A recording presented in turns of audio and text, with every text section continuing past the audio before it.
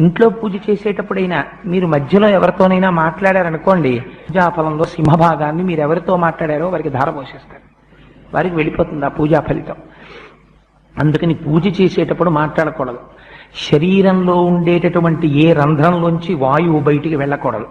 కానీ ఏమంటే అవన్నీ మాకు జరుగుతాయా, మీరు ఏమిటో ఇవన్నీ భయపెడుతున్నారు కానీ మాకు పూజా విధానం చెప్పట్లేదు అని మీరు బెంగపెట్టుకోకండి. అలా పొరపాటున ఇంకా మనకు అంత పెద్ద సంస్కారం, అంత పెద్ద అలవాటు లేదేమోనని ఋషులు ఎక్కడికక్కడ మనకి ప్రాయశ్చిత్తం చెప్పారు. ఒకవేళ పొరపాటున సాధ్యమైనంత వరకు నిగ్రహించుకునే ప్రయత్నం చెయ్యాలి.